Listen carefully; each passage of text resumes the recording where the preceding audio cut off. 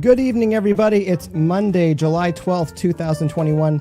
My name is Mike Langford, and welcome back to another episode of DearBands Live, the podcast that explores the paths and stories of career-minded artists and music industry professionals. My guest today has a career spanning decades as a hard rock drummer. Studio and touring credits include being a member of Juno Award-winning and platinum-selling rock band Finger 11, as well as Saint Asonia, and most recently, No Resolve. One of my favorite drummers to watch, tastefully intricate drum arrangements, and a live performance style I'd describe as surgically hypnotic. Please welcome my guest today, alternative and hard rock drummer, Rich Beddoe. One sec. Rich! Hey, how's it going? Pretty good. How you doing? I'm good. Thanks, man. Thanks for having me. Thanks for joining us. It's good to see you. It's good to see you, man. It's been a minute, hasn't it? It has been. It's been a few years. Yeah. Yeah. So how's life? What's new? What's going on? Oh, man. A lot new, a lot of great things. You know, I've had my first child, and since I've seen you, that's been the big thing, becoming a dad. I was already a stepdad for a couple of years before that, so I kind of had a bit of practice. But yeah, having a baby is the big change in my life, and of course, you know, my sobriety and my mental health and all that stuff has been a main focus for me in the last couple of years, at least. Anyway, so that's been a big thing. You know, getting myself back on track and getting my family going, and sort of figuring out all that stuff before you know, putting the music aside for a few minutes and getting back to it. Do you feel kind of anchored or like kind of balanced or like grounded these days? Much more. Yeah. You know, I guess for so long I felt like a pirate. You know, I was just always on a bus. When I came home, I didn't have a whole lot at home, so it was easy just to, you know, the responsibility was much less. And I saw all around me, excuse me, especially guys like in Finger 11 and stuff, everyone start having families, and you could see things change because your priorities change. And I hadn't had that happen yet. So, you know, I think this has been really important. I'm 45 years old. This kind of stuff is, you know, I think what every human needs to have: a family and people to love and people that love you. And not that I didn't have people loving me before, but it was just, you know, so many years of not having any of that I really needed this time to get stuff together. And this is the important stuff. No, I was, you touched on it there. I was curious, the whole idea of grounding a little bit, because having a child, like having that part of your family, that part of yourself grow a little bit, like you do have something to think back when you do go home. Because when you are touring constantly and you're constantly away from home, I know the feeling when you go into your own kitchen and you feel awkward because it's like, it's not really where you've been. It's not what you've been doing. And then the idea of having that back home. And I think there's some musicians and they don't have that. Again, everyone's free to live their life, but when you don't have that, it's a bit of a weird feeling. For sure. And, you know, another big thing for me is I moved down to the States. I live in Michigan now. So, you know, just all that, everything that's involved with that, from immigration to just, you know, leaving home and, you know, all that's involved in that. That's been a big change for me being down here. But I mean, in some ways it's been a natural change too. Just, you know, that's how it's evolved from, you know, I didn't just end up here, but, you know, that's where my story took me. But it has been a lot different, you know, having had everything I've gone through in the last few years be at home. I mean, that's kind of where it started. And I think that's why I needed to leave. I just needed a fresh start. So, you know, man, everything happens for a reason. And, you know, God put me right here, you know, outside of Detroit. So, you know, can't argue with that. You're not that far from Canada. No. You know, it's funny, man, around here, I'm in a small city outside of Detroit, but it's just different from Canada in the way that a lot of people haven't gone to Canada. And I mean, I tell them that too, like, you know, it's like 45 minutes right there, right? You know, like I can see it. It's strange, man. I mean, a lot of people have not visited Canada, and it's, you know, they talk about it like it's some distant country. Well, you should really go up there sometime. It's right there. Just curious, do you have a Tim Hortons where you are? Because there's a lot around the, you know, within an hour of the border. Do you have Tim Hortons there? We do. Yeah. Okay. Just down the street from me. I bought this house I'm renting this house just for that reason, because there's a Tim Hortons around the corner. It's like home. Okay, we've met our CanCon quota of mentioning Tim Hortons on the show. Yes. And just thinking too, when you talk about, like, not to say things happening for a reason, but just the time, the last year, with the music industry shutting down, I've heard several musicians, like heavy touring and performing musicians, that were kind of grateful because it gave them a bit of a breather. Because so often we're go right. trying to find the next tour, next gig, next thing going on, and like when things right. got kind of shut down, it kind of forced them to just stop and pause and like look around. How was the last year for you?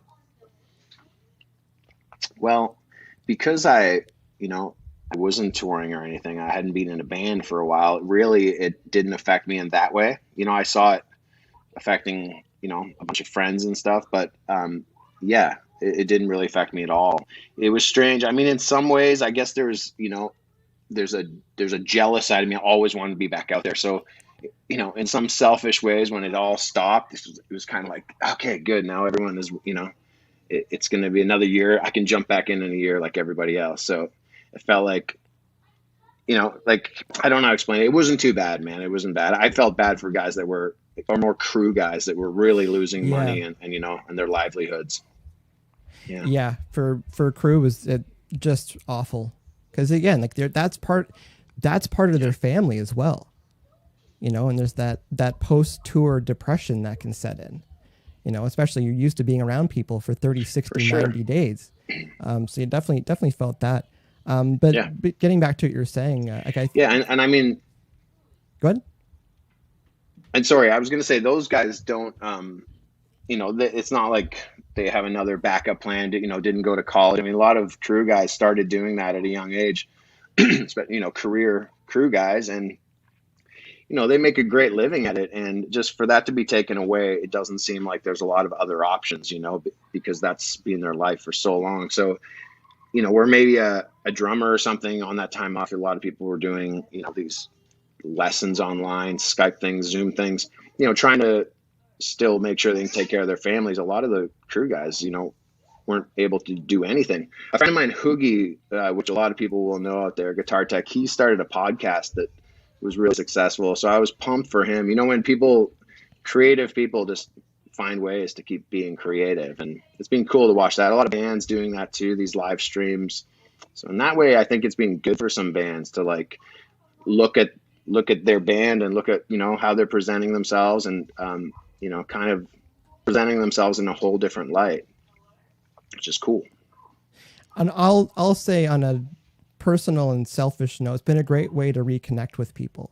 We chat for 20, 30 minutes before and then do this, then chat for a little bit after. But because sometimes you don't see anybody until you cross paths on tour, or cross paths at a festival or something.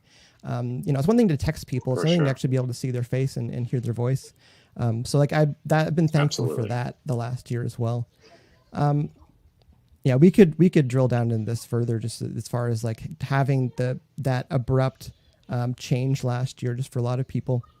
I'm curious. I've always been curious. You getting started, because you've been going for a while now. How did you get into music? When I was really young, for some reason, drums just really, I just gravitated towards that. I think that started literally, I mean, it's probably cheesy to say, but Animal from the Muppet Show. As a little kid watching those characters, that puppet just, resonated with me for some reason. So I always wanted to be a drummer. I guess I wanted to be a professional skateboarder for a few years before that. But I was lucky enough to get into drum lessons right away. And it was just always there all through school. I was that kid in high school that never really went to house parties or all that kind of thing, because I was always in a band with some older guys that had graduated and stuff. So we were always writing songs. So that whole dream of getting a record deal and all that stuff really was there since like grade 8. That was always the goal, to write songs and get a record deal. It took a few years for that to happen, but for me it was like 6-7 day a week thing, always, you know, with a band. We didn't play much back then, of course, because we were kids, but, you know, trying to write songs, man. And, you know, that was always the goal. And then eventually trying to get out there and put on a big rock show. So with drums, were you able, what was it like trying to get a drum kit into your household? Because I know some parents, they're just like not into the idea of drums, like piano, guitar, or something. That's funny, man. Yeah, it's expensive. So my parents made me take drum lessons for like, I think over a year. The first thing I got was just a snare drum, like an old shitty cheap snare drum. And I would have to I'd go to drum lessons, I think on Saturdays, and I'd set it up on my bed, and I'd kind of like fake having a hi-hat and a bass drum and just be whacking the snare drum. And it was about a year or so before my parents decided to invest, you know, in a drum set. And I got up one Christmas morning and there it was in the basement. My shiny Pearl export kit. Was it, okay, I'm trying to go back to was the drum kit set up? Or was it in like boxes? Oh man, it's funny. There's pictures. No, it was set up, but when you look at it now, it's so clearly, you know, someone's dad that set it up. You know, like the toms are kind of like or all that. The cockpit, yeah, it's all weird. Yeah, the cockpit, yeah. Which is funny because you know that because some drummers still set up their drums like that, you know, which is so strange to me. But yeah, so it was just everything was off. But at the time, you know, I didn't know. I just came into my basement and there was this, I think it was like sparkle red or something. But man, I still remember that morning. That was amazing. It was the happiest I've ever been seeing that thing. Some people want a bike. Some people want a pony. Some people want a drum kit. But yeah. I'm laughing because like I know what you're talking about, and it looks like someone just set up a drum kit that didn't really know how to set up a drum kit. Because when you see online, if someone's selling a drum kit, and you're just like, do you even play this? Because like, look at those toms. I judge always the toms, where the toms are, how they're right. Yeah, whenever those drums are for sale, you're right. It's always some really awful setup. Yeah, it looks good, or it looks like you're not. Yeah. And you know, that same Christmas, my dad also got me an acoustic guitar because I think, you know, they just wanted me to have some instruments finally. And I'll always remember him. It was like this really probably a Toys R Us acoustic guitar, but he started pretending he could tune it. And immediately, as soon as it was out of the box, the string broke. And our whole house thought, especially me, thought he had busted the guitar. I didn't know the broken string could be replaced. So I always remember my dad's face, like breaking it, looking up, made a bang sound. And I think I was in tears, like, oh my God, you ruined it. And then, you know, 20 minutes later, I got to go down in the basement and there was a drum set. So I quickly forgot that guitar, but we had to like take it into a store to get fixed, you know, to put a new string on it. And oh, that is not an uncommon story. With I worked in a guitar shop for a little bit in a co-op placement in high school, and yeah, it'd be interesting some of the things that people would bring in that way.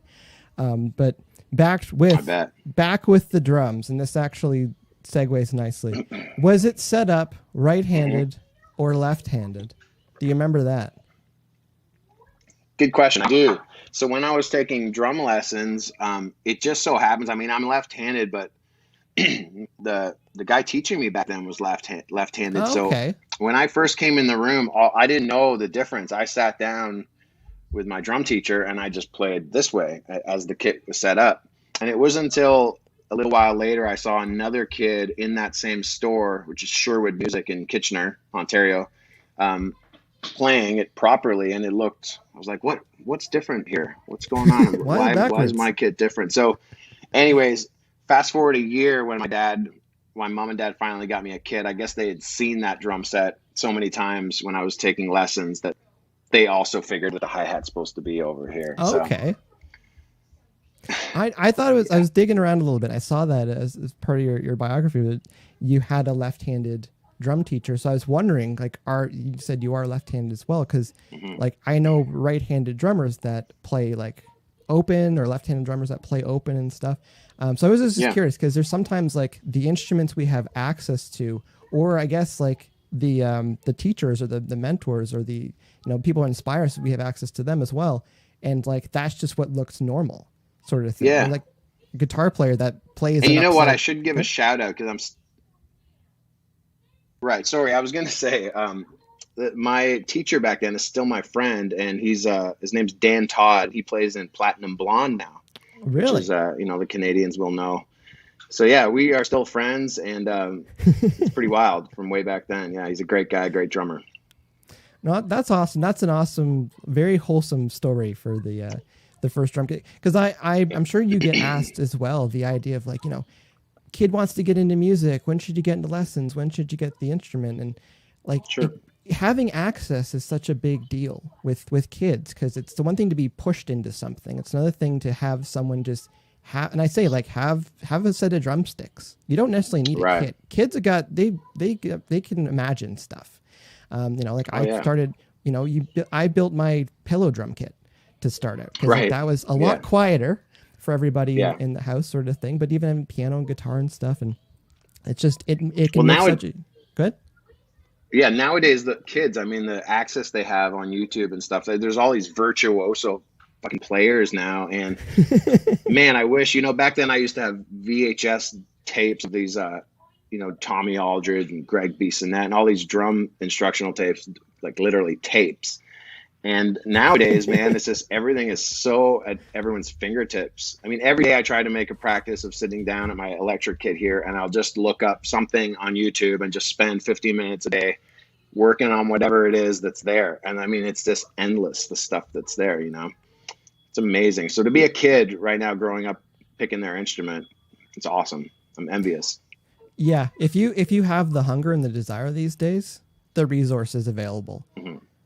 Just the tools available these days. Because again, even getting back to, first bands and stuff. Imagine like, I got a 4-track cassette recorder. We can probably put something together on that to do some demos. Meanwhile, these days it's like a laptop and $200 interface, and you can probably get that on the radio. Yeah. So it's a little bit different that way. Yeah. So you're starting out with their drums there. You grade 8. You say you're playing with people in high school. The dream is there. What's kind of the next step after high school? It was, again, I was always, playing with guys, writing songs. As soon as I was out of high school, it kind of didn't change. We just did it more. So I played with that band. They were called Alliance, and we were in like Kitchener and Cambridge area. And yeah, we just wrote songs all the time. Eventually that came to an end. I think we just weren't doing much. I think I'd quit the band at some point. More like in a big fight with your best friends, like a very young thing, stormed out of the room. And I joined a bar band from Hamilton right after that. And that was when I really started playing live. We were like a touring live band. So we would play around Ontario like 6 days a week. And, we had one of those bands that could play like 80 different songs. And that was really awesome looking back at just, learning all those songs, just everything from Stevie Wonder to Tool to, everything in the middle. And it was great. It wasn't so much as a live performance thing, it was playing these tiny little country bars, but it was really great learning how to, learn other songs, other drummers' parts. And that's when I started figuring out sort of arrangements and stuff. And, when you break apart songs, that many songs, it starts kind of making sense. Even though I was writing before, looking back, that era of being in a bar band was so huge for me in my playing and just learning and stuff.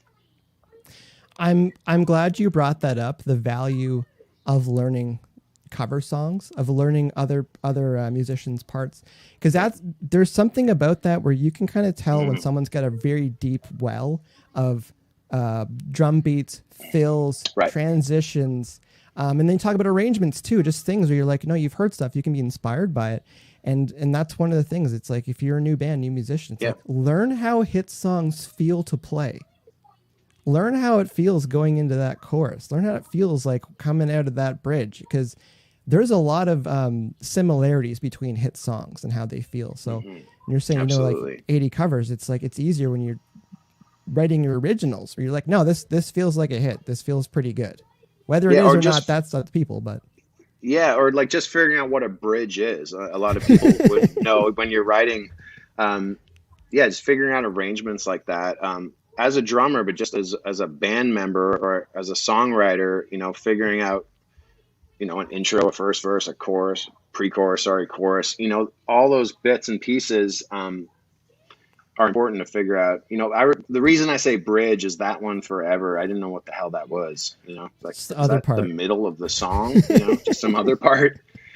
But yeah, and I like, as far as writing a hit song, I mean, God, I don't know if anyone has the recipe for that, or we'd all be, maybe Chad Kroeger does, but the rest of us are trying to figure that out. But certainly you can figure out, how to put a song together.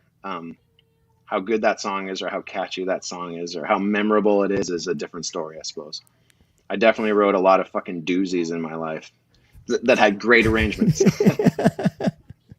Well, it's just there's the kind of the joke, like, once you know how the hit songs are written or what it sounds like, it's pretty easy to make it not a hit. And sometimes that's what pre-production is for some bands. They're just like, okay, we're just going to take some of the things that are probably fighting against what we're trying to do. There is a question here in the chat. Amanda was saying, when writing songs, where did you get the most inspiration from? I want to modify a little bit. Is there any drummers, like especially like playing some of these other songs or covers, like any drummers you're just like, this is awesome. Like, I really like this feel and style. Like well, guys that I grew up with, and I still, I can still hear it in my playing, and a lot of people would, think would be, surprised at this, but is Scott Rockenfield from Queensryche. He was, it was more him and Eddie Jackson, the bass player of that band. How tight those guys were together on the kick and the bass was where I learned so much about a rhythm section and how to play with a bass player, and just his style of playing. When I listen back to Queensryche now, which I still do, I still love them. I can hear, oh, okay, that's funny that he did that. Like, that's what I would do now. So definitely him. But before that, I grew up, before I started drumming to rock drummers, it was 80s rap, like Run DMC, the Fat Boys, Houdini, Grandmaster Flash. That's really where, especially Run DMC, Raising Hell record is still one of my favorites. So I really picked up drumming from drum machines originally. I'm not sure how that affected my playing, but it's got to be in there somewhere. But yeah. And then along the way, man, it's just, I like drummers from just all genres. There's something you pick up from everybody. But as far as growing up and the guys that got me going, Scott Rockenfield, Lars from Metallica, Tommy Lee, all the rock guys, when I was a kid, it was more than just the drummer. It was the rock star too. I was so attracted to, those guys were larger than life, and, on all the covers of the magazines. But, so I don't know if that answers the question. I don't know if that, I think I was kind of taking it back to where I started, but okay, good. No, I think it does. And again, it's the idea of hearing something and going like, that sounds right to me, because that's also how I want to play a little bit. I think there's that balance there where someone's kind of speaking your language. I don't know if I notice drummers as much now, because my ears are listening to the song now, and once something gets me, it's usually a chorus that sticks out to me, which would be, the melody of a chorus. But it's great when there's a song that's, a great song, a hit song on the radio, and also it's like, man, this guy is being so inventive and there's such fucking cool grooves on this. But it's certainly not, it doesn't have to happen at all, man. Some of the best songs, I mean, Back in Black, it's not about drum parts, it's just about playing the best part for the song, and that's not always, it's most often, the least stuff. You were reminding me, I had it in my notes, you reminded me, you just said, being inspired by hip hop and those types of grooves. I do think that helps a lot in the rock world, especially because, like, when you just lock in on a groove, just like in hip hop, or there's just the beat and it's going, and then there's only a couple of ways to do transitions if you're working with beats, like break beats and stuff like that. Because like, you can't just like make up a drum fill and go to the next thing. Like, you need to be very creative how you would get there.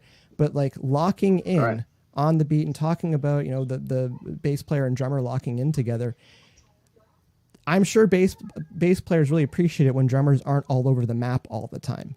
And again, if you've got that kind of in your mind of like, this is the beat for the verse, this is the beat for the chorus, and like, just kind of stay there and let everyone build on top of it. So I think there's a lot of value that, because not to keep ranting about it, but that larger than life musician sometimes they can go off. You know, if it's a featured drummer or featured guitar player, it's like, you know what song they're playing, but like they got a lot of leeway sort of thing, a lot of rope to kind of do whatever they want. Yeah, and especially some bands, it's, you know, obviously like Rush and stuff where it's just part of the whole thing.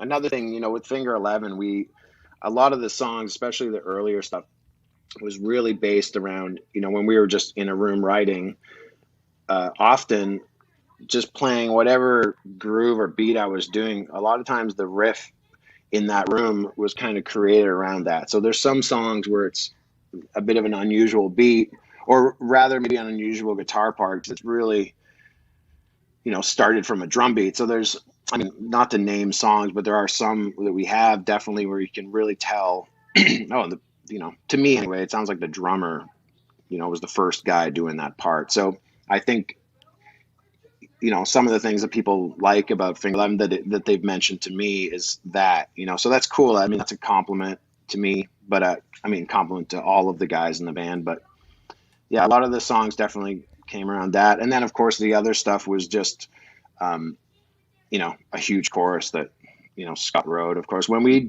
wrote Paralyzer, we knew, right, that was like a 5-minute jam, and it was really just a funk, you know, groove jam that we did in the last like 10 minutes of a rehearsal, because a friend of the band was doing, I think he was like a student of photography or something. He wanted to come shoot the band while we were rehearsing, and we were about to leave, and he got there late. So he's like, man, can you guys just play for a few minutes and just get some shots? And I think that chorus of Paralyzer just came in that moment. And, you know, I remember thinking, man, that's a cool groove. That's a cool part. It's really catchy. And then when Scott, you know, sent us back the melody of that, that's the only song we've ever had where I was like, man, this song, you know, could possibly be a hit. This is catchy as shit. But, you know, that was the total opposite of like working on grooves and all this stuff. That was just, you know, like a lot of bands seem to say with their most popular songs, it was just written really quick, with not a ton of thought involved, but like musically anyway, just kind of whatever came out. And, you know, I don't know if that's the recipe for a hit, but it seems with a lot of bands that it is. There's some value in not overthinking things at times and not putting all that pressure and, you know, expectations on things. But you know what it's like when, you know, the hair kind of stands up on your arms a little bit and you're just like, this feels pretty good. This song's pretty good. I like it. And we'll see what the masses think. But well, it's funny when that happens and nobody else agrees, which is that a million times, you know, I've showed a friend something I'm so sure, and they're just like, you know, cool, man. When anyone hears a song and they go, cool, you're like, fuck, you know, that's not a good reaction. And that's happened way more than the latter, you know. that is the reality though. And I think some musicians, it's like what you think of it is one thing, but it's like you need to release it into the wild and let it kind of find its footing and figure out if it wants to be something or if it's going to react. And again, like all the music you make and put it out and see what happens. Because again, when you got a hit song, you're just like, good. This now puts us into a new category because you got the one. Certainly helps. Coming out of high school, still jamming, just playing the cover bands. Joining Finger 11, what was that process like? Well, while I was in that band, those guys were still the Rainbow Butt Monkeys at that point, and I was in Hamilton, and they were from Burlington, so I was aware of the band, and they had a few videos on Much Music and stuff. Mm-hmm. I didn't know any of those guys, but I knew the band, who they were, and I guess during one show, I think it was someone filled in on bass that night that wasn't part of our bar band. The bar band was called the General Lee, by the way, but just to give them a little shout out. But someone mentioned, hey, those guys, Rainbow Butt Monkeys, I guess they're looking for a drummer. And oh, there goes my baby. They were local enough at the time where I could find out, you know, I guess their manager's name, or I was able to get a hold of them pretty quickly and to find out that they were auditioning drummers. So, you know, looking back, it was all sort of small town stuff. You know, I think all the drummers they tried out were from the Toronto area. It's not like they were flying guys in. You know, they were so young at the time. But for me, that dream of joining a band, you know, with a record deal, and like I said, they had videos on Much Music, you know, I was so fucking dead set on getting that gig, you know? It was everything to me. And it's funny, once I joined the band, it was then I found out that they had been dropped. And it was like starting over again. And that didn't matter. And the cool thing about that was I got to be there for, you know, the whole getting signed and, you know, getting groomed by a bunch of labels, flying you out. And I'm glad I got to be a part of that. But it definitely was a different level success band than I thought it was when I was joining. So yeah, but man, it was a dream come true to go from a bar band to a band like that. I mean, my second show with them was at Cops Coliseum opening for Our Lady Peace. So it was that kind of thing, you know. It was mind blowing that I was, you know, a week or two into the band, I was playing a hockey arena. I still remember that. It's still crazy to think about that. Okay, just to get the joke, we mentioned Tim Hortons, we mentioned the hockey arena. See if we can get the trifecta here. But I'm curious about the audition process and how you prepared for it. Well, I was saying they were the Rainbow Butt Monkeys. I didn't realize that they'd already changed their name and they already had put out the first record, Tip. I didn't know any of that. So at first I learned a bunch of Rainbow Butt Monkey songs. And it was like, I think a day or two before I was going to go and jam with them, that I think I heard them on 102.1 and they had like played Quicksand and they were talking about this. They were a new band. I was like, fuck, no shit, man. So I had to find their CD or probably their cassette back then. And Quicksand was a pretty hard song to play on drums. So I just tackled that one first. And I think I learned 3 songs and I went in to meet them and to jam with them. And the 3 songs, I can't remember what they were. Definitely Quicksand, maybe Above, and another one. Yeah, so it went really well, and they wanted me to come back a second time. A little known story about that whole audition was this guy Neil came in for an audition as well, and he had a great audition. And that same day, another guy named Neil came in and had a fucking horrible audition. This guy was a horrible drummer. And they remembered that the good drummer had like this open style playing. They're like, man, that kid's a cool drummer. So the same day I went back for my first audition, they'd called back this Neil guy to come in. And they were very, you know, interested in maybe having him join. Well, they called the wrong Neil back. So the shitty drummer came back for an audition. And then I came in and, I did well at the audition. But of course, you know what I'm getting at. It was Neil Sanderson from 3 Days Grace was actually... had auditioned for the band and did really well. So it's funny years later that we talk about that, me and him, and it's like, man, I think you did okay, dude. I think you ended up okay in your band. There's potentially another alternate universe for Neil Sanderson then. Where Neil's the drummer, yeah. He got the call back. And I ended up playing with Adam, so yeah, it all sort of came full circle, right? Me drumming with Adam. It's small world sometimes with certain things. Actually, same public school was Neil Sanderson in Peterborough. Just that small world for certain things. Yeah, love him. So I was curious Great about drummer. Fantastic drummer. I was curious about the audition process. The other thing I wanted to ask, because some musicians don't consider this, your ability to play is one thing, but chemistry. Mm-hmm. Did you feel any chemistry in the room with the rest of the guys in Finger 11? Well, I was just really nervous. I guess for them, that's something that they were looking for, and probably what every band is looking for, to feel comfortable with whoever is new, because you're going to be, essentially living with that person.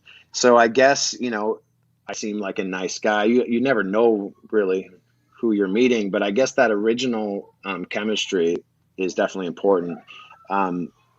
It takes living in a van together for a year, which I know you've done as well, and then onto a bus, but that's when you really get to know somebody, if you like them or not, when you're, doing 16-hour drives in a van. Yeah, you gotta live with them basically. And another thing too, I tell bands, like, everything's fine when it's good, but when there's always hiccups, there's always things that are not fun. And like, that's when you get to really know like who you're with, sort of thing. So you say your second show was at a arena show with Finger 11? Yeah, it was at Cops Coliseum in Hamilton, opening for Our Lady Peace on their Clumsy tour. I think Age of Electric. Age of Electric were on it too, I believe. So we were the first band. So yeah, man, I think the first show was at the Reverb in Toronto, the upstairs room. But they were looking for deals. Like when I joined the band, they were looking for a new deal, shopping that record again. So I think not the third show, I did Cops Coliseum, and the next day we flew to New York to meet with a few labels. So I mean, right off the bat, it was just awesome, and all those things I dreamt about doing. But there was no money or anything like that, you know. And I mean, I never thought about anything. I guess I still don't. The older you get, you need to pay your bills. But I mean, we didn't make any money for a long, long time. Finger 11, you know. I mean, in fact, we all lived with our parents for probably for the first two records. We all lived at home. So no one, you know, you wouldn't know that if you saw a music video or us out on tour, but we were all coming back to our mom's houses when we were done. Gotta keep your expenses low if you're in music and you're trying to make a go of it. Back to that Cops Coliseum show. Was that your first arena? Yeah. How did that feel? It was my first arena, and I just remember being terrified. It wasn't enjoyable. It was, you know, like it was just black too, going out on stage to a room. You can't see anything except the lights of the, you know, Bud Light or whatever promotions around the arena. And I mean, there was hardly any people there, I'm sure, the first of three bands. But it was quick, I remember. And it, it's all good. And it was scary. Okay. Yep. Is it possible for us to pause for 1 second? Yep. It's all good. You got to step away. Okay. I'll entertain the chat. All right. Sounds good.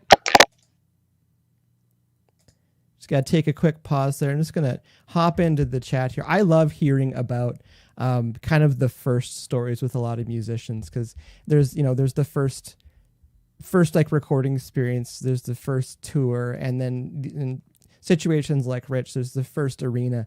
And I'm just always curious to hear if it's like, you know, you go in and just try to act casual and you know, be calm with everything. All right, I think he's back here in 1 second. Of how things have changed. I'm unmuted. You're back. Yeah. You're back. That's how things have. That's how things have changed in my life. Where I need to stop and go make sure my baby is okay over there. That's good. That's important. Make sure things are okay. Yes. It's two things: make sure smoke alarms and baby. If they're making noise, it's best to just check. Yes. No, we were just chatting I was chatting with the chat for a second about, you know, I'm always interested in the first and that how that feels. Cause like if you go on tour, you play, you know, 100, 200, 300 shows, you kind of get into a routine with certain things. But the idea with arenas, I don't know anybody that's done an arena show where the first one, they're like, yeah, no, it was no big deal. And that idea of that, you know, the butterflies and how dark a venue is of that size when the lights are off, because you wouldn't think, you're like, oh, there's still say the advertiser lights and stuff are on, but okay, go walk out on stage and you can't see anything, and don't trip over anything, you know. And be good. Because I mean, you're used to being in the crowd when you're looking at the stage and they're lit up, but when you're on the stage, there's no lights, you know, facing out. But yeah, it's scary, man. I mean, it's still scary, that kind of stuff. Every time I've been lucky enough to play, you know, all those big places. I mean, it's always amazing to look out and see, especially, you know, at those festivals during the day when you can see them. I mean, it has never stopped blowing my mind, that kind of stuff. To skip ahead then, festivals, because you've played a few. Is there any in particular you're just like, this is surreal, like this is a lot of people? Gosh, not to jog your mind right now. Yeah, well, you know, the first one that comes to mind, I mean, of course, there's so many with Finger 11, but just because it's a recent memory, is the first time St. Asonia played, we were the surprise band at Rock on the Range. So nobody knew that we were going to be there until we walked on stage. And, you know, for a brand new band, we never played. That was our first show ever, to walk out to that crowd at that stadium. That's very... You know, and everyone knew, not everybody, a lot of people knew, of course, Adam and Mike in the band. So that was a really special day for sure. Yeah, I'm always curious, because like it's one thing to see like the first few rows, but as you're saying, like daytime for festivals and stuff, it's like you can see how deep the crowd actually is, and like imagine what that energy feels like. And you know, And another one is Molson Park, the Edge Fests. I mean, we started on the side stage. I think Finger 11 had played Edge Fest the most consecutive years of any band. We did it every summer. We started as, the side, opening the B stage. And then eventually the last one we did, I think, was at Molson Amphitheater, and we were the second last band. So to play with a full, the sundown and all the lights and stuff. Yeah, but Molson Park, man, playing the 4 o'clock or 5 o'clock slot is awesome. We were lucky enough to do that a few times. That's pretty awesome.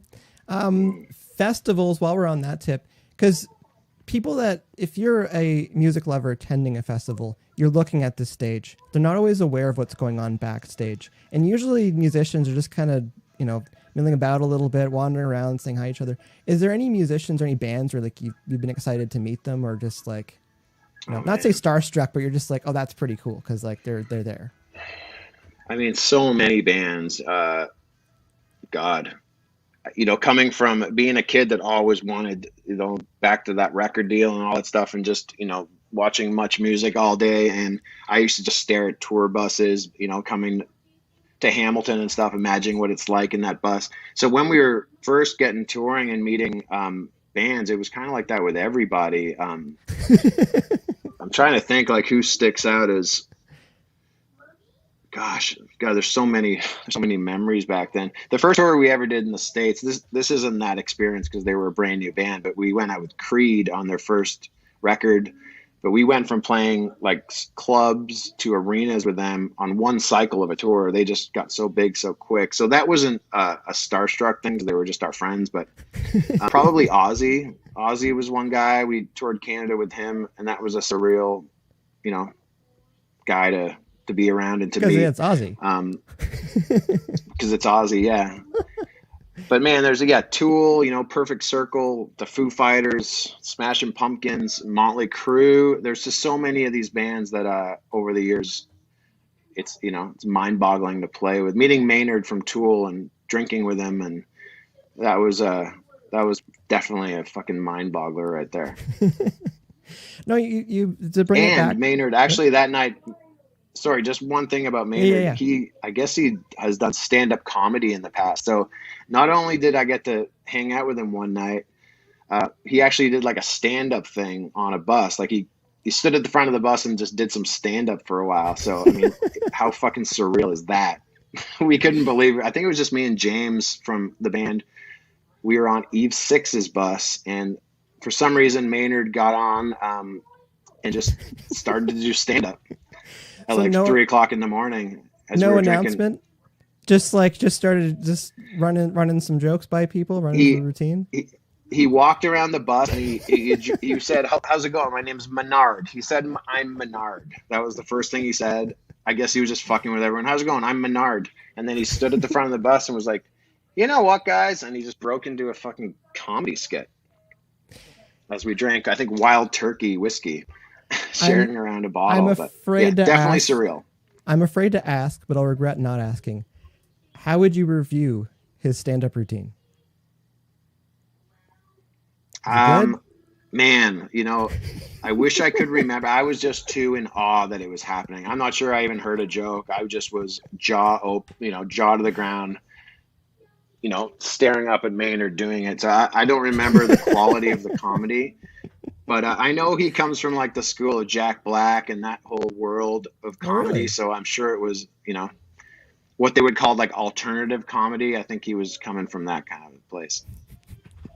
That's pretty wild. And still, it's like when you see pictures of behind the scenes from some of these festivals and stuff, and you've got like, what I was going to get at, the idea where like Rockstars, like larger than life, and you see people from 10, 15, 20 years ago all kind of together, just like hanging out in like normal attire for the time, just sit on some grass or something like that.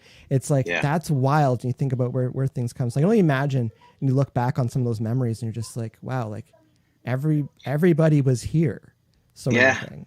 Well, what's funny too is being the person that someone meets at a festival that they saw you when they were 15, and now, and I'm not saying it's that sort of reaction, but just it's happened a lot where a band that's playing the same day, will come up and go, man, we saw you guys when we were just like a bar band, or when I was like in high school. It's so cool to meet you. And it's cool to kind of be on the other side of that. So yeah, I've been blessed to, have both experiences in my life. No, it's amazing. It's amazing to hear. And again, I can see the memories kind of in your mind, just like stepping back there. For sure. Okay. I want to step back for a second. You've had bus tours, van tours. Finger 11 have some van tours as well. Oh yeah, mostly. Yeah, we toured in a van for about 7 or 8 years before we got a bus. We would do Canada in a bus, but that was only like 2 weeks, and then we'd go right back to a van, in the States. So we were always kind of smart about not spending all of our tour support on that, right? Because we saw it happen a bunch of times. A band would come out in a bus, and they'd be done a few months later. They'd be at home, and we were, trying to keep the costs down as much as we could. And by doing that, it wasn't as glamorous, but I think we had 1 or 2 crew guys back then. And yeah, we just jumped in a van, tried to not spend any money. I think you're the first musician I've had on the podcast that's brought that up about being mindful of the expenses. Because it seems like so many, like it's out of their control. It's like, well, the label was kind of handling it sort of thing. So as far as the finance or just how the band was run, like was these group conversations about like, do we really need a bus? Like, what's the bottom line? They were definitely group conversations. We were all, we all had a million opinions about every fucking thing that was sometimes annoying. Every merch, every piece of everything, there's 5 guys chirping in. But when it came to that kind of stuff, Sean is the bass player of the band. He kind of was the guy that handled those things. I didn't even know a lot of those. I didn't know how much it cost a week, a van versus a bus per se, where Sean would know that number. He was that guy, and handling taxes and all that stuff. Him and the accountant for the band, it seems like every band has that guy, sort of a numbers guy. And Sean was definitely that guy. So we would all, discuss all this stuff. But, thank God we had a guy in the band that was, it could have gone the other way, I guess. If that money guy in the band really wanted a bus, we'd probably be in trouble. But, thankfully, Sean was very mindful of that. No, you need to know where money's coming in and where it's coming out, and talk about like bands taking a while to kind of get themselves in the black, get themselves in a position where the money is coming in. Often they're not paying attention to where money's coming out when they're on a label. And not to say the label's okay with that, because the label's footing the bill and it's coming with interest. Don't kid yourself.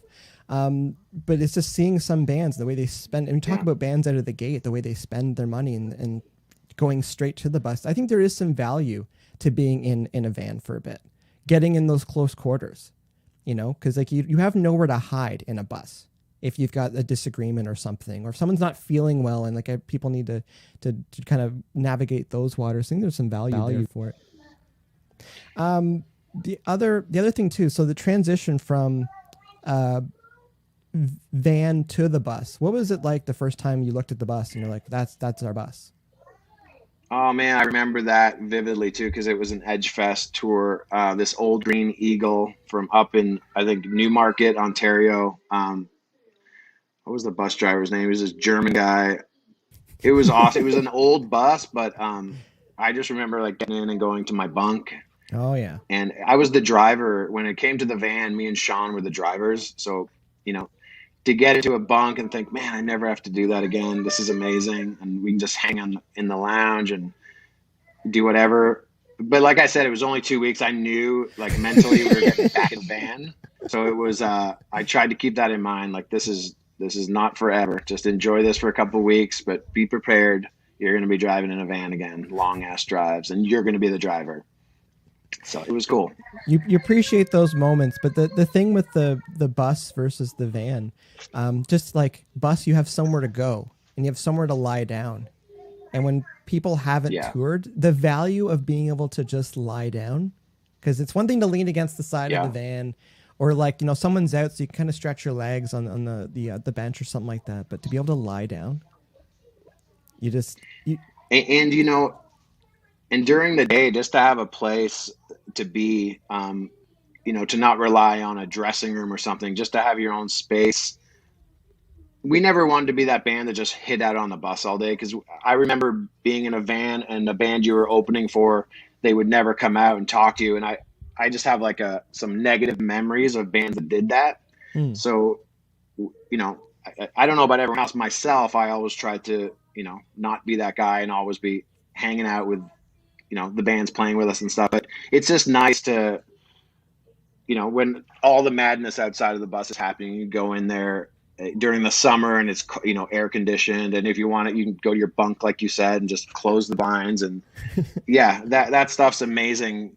But, you see so much more with a van tour. When you travel in a bus, you're traveling at night all the time and the blinds are down and you're going to bed basically. But a lot of my greatest tour memories are the five of us crammed into a van and traveling and farting and burping and fighting. All that stuff is just so valuable as far as touring memories go. I think that's where you really bond.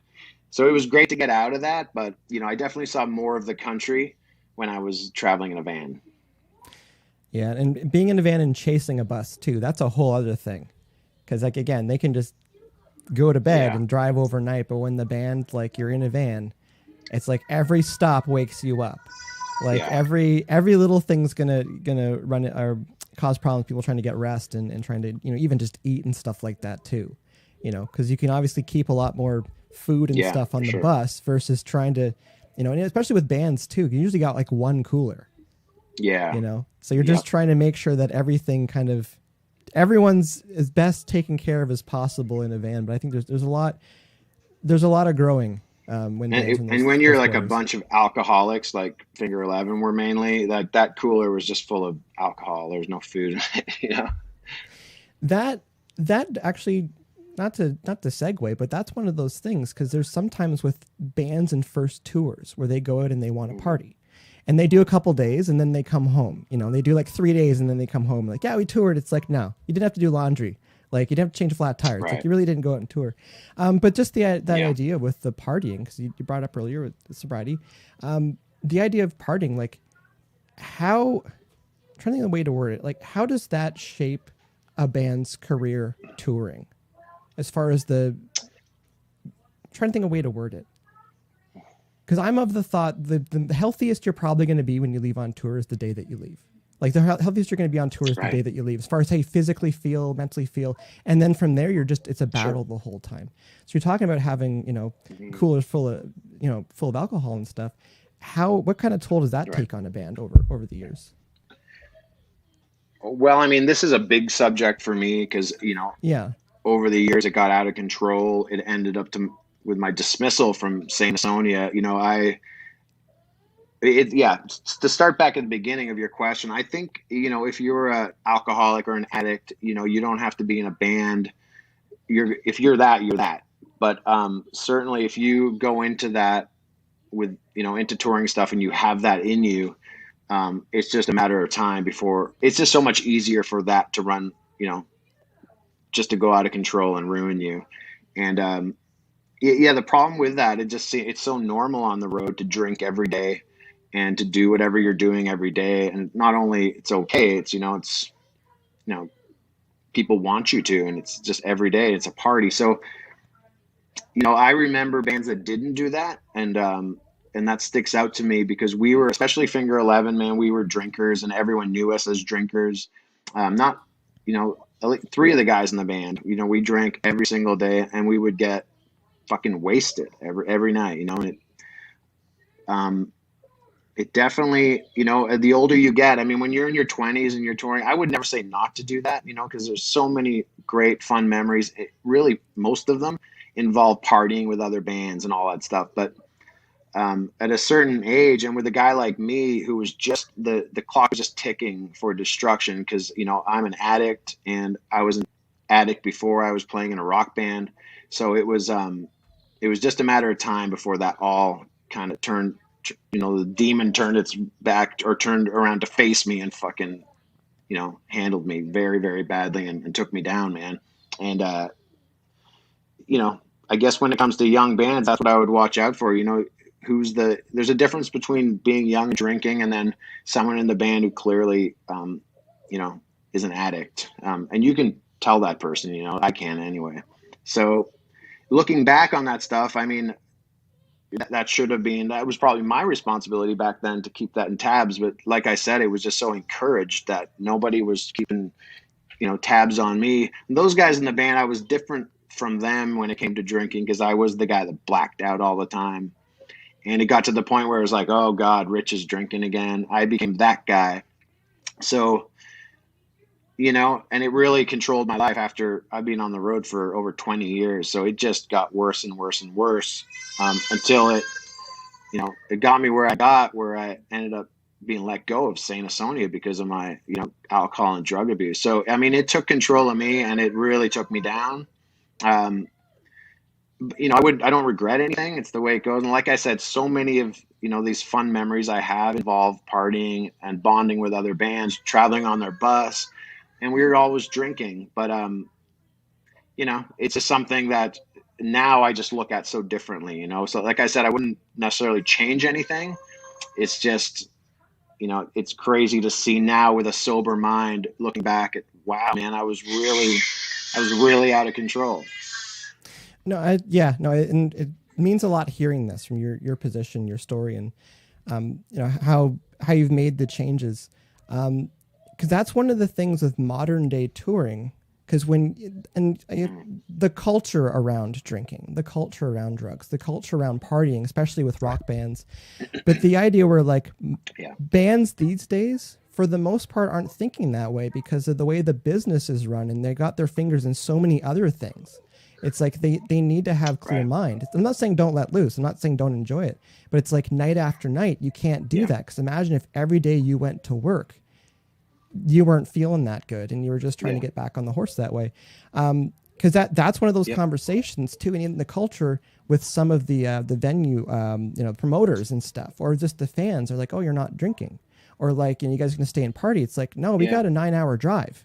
And we have to drive ourselves. Like, do you not to be blunt about it, but like, do you want to kill us? Because like you can't be drinking and driving in 9 hours. It's not going to work very well, sort of thing.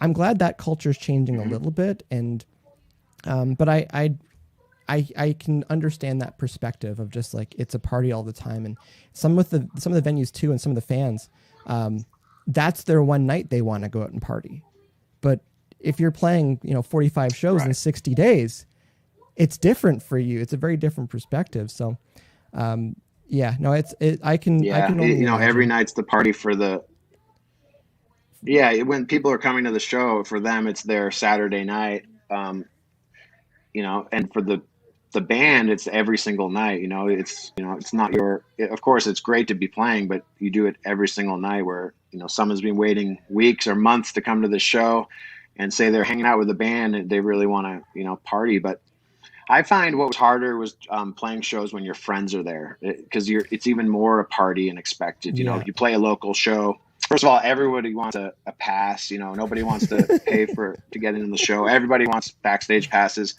and everybody just wants to get shit faced, and including your family and everyone. So those were very difficult, but. Yeah, man. I mean, like I said, it's difficult, and you're right about new bands that they're just handling so much more business. Bands these days aren't needing to get record deals anymore, so they're handling, recording, merchandise, promoting the band, everything they're doing on their own. So you really got to be a good businessman these days to be starting in this industry. But when we started, it was everybody just did everything for us. It was our job was to go out and tour. So, and, like your example of having to drive, once we got into a bus that wasn't there anymore. So we definitely, I think we partied harder than a lot of other bands, and we were known for it. The Finger 11 guys, anyway, we were really big drinkers. There wasn't much drug use back then, but, for me personally, that secretly kept growing and growing and growing in the back, until that, reared its ugly head as well, and inevitably brought me down. Inevitably, that's hard to say. Brought me down. I've had you an hour. Do you got a couple more minutes for a couple more questions? Yeah. Good. Okay, because I've got my list here, and I'm glad we could touch on this. And we chatted about it briefly before, and some of the other podcasts you've done, you've definitely discussed this in depth.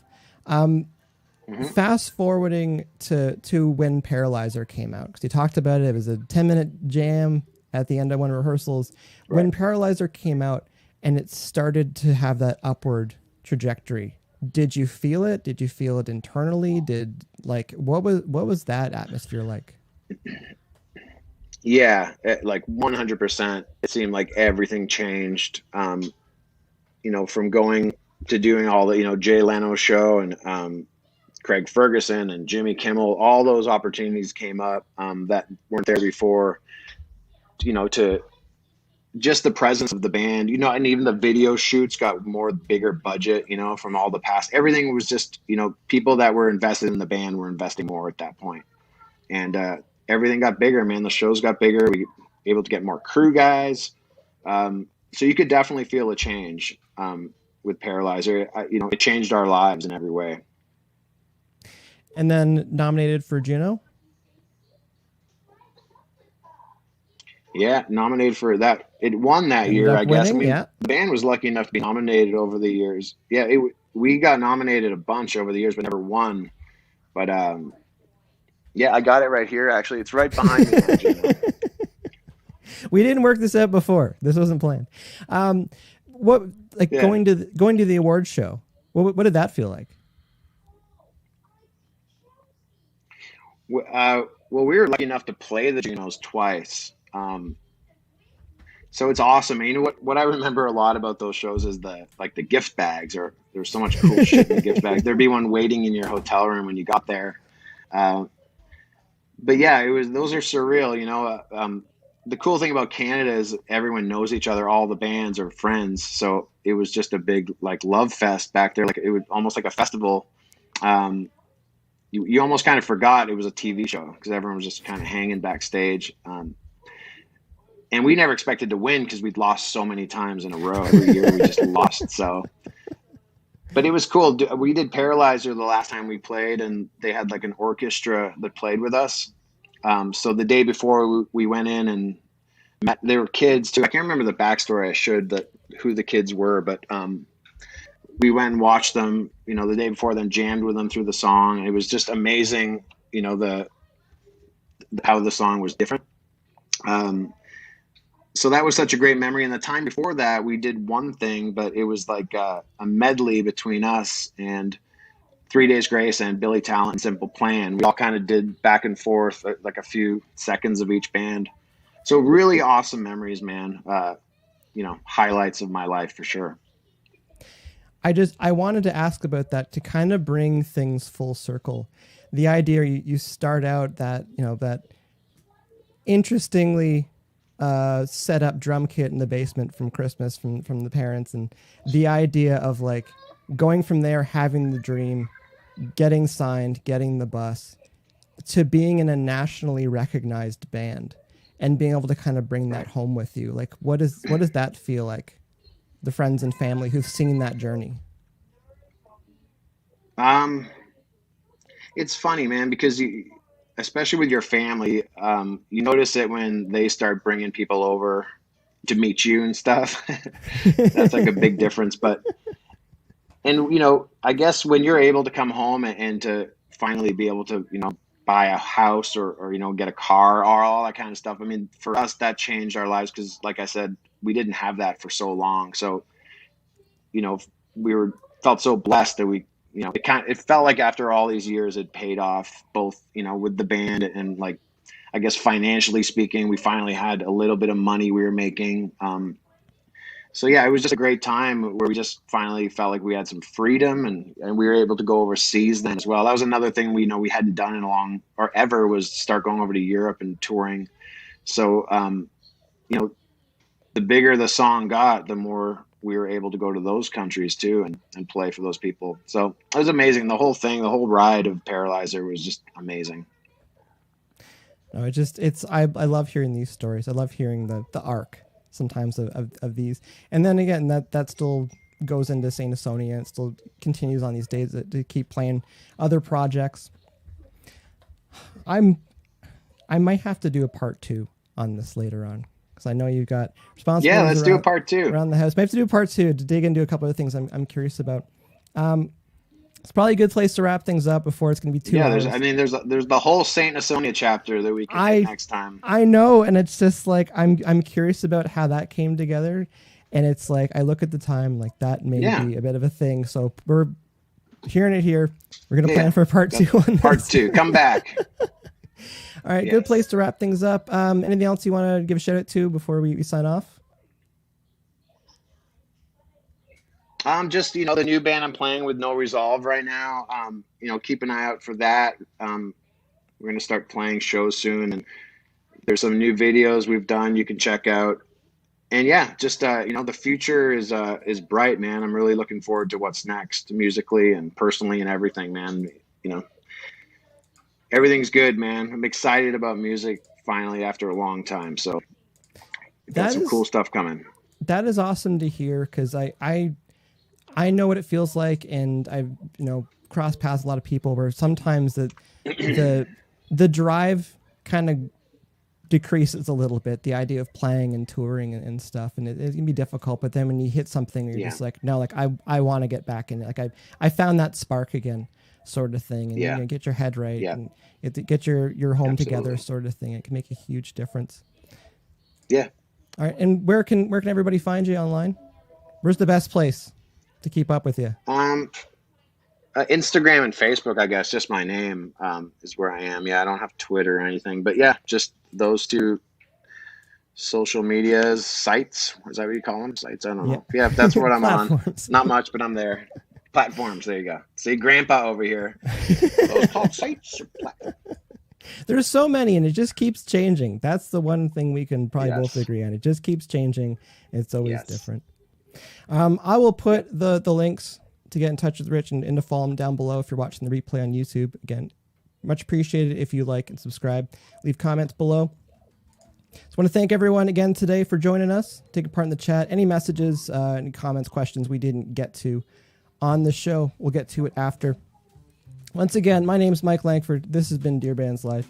And thanks again to our guest today, Rich Beddoe. That's our time for tonight. Mike. Thanks for watching, everybody. Talk to you later.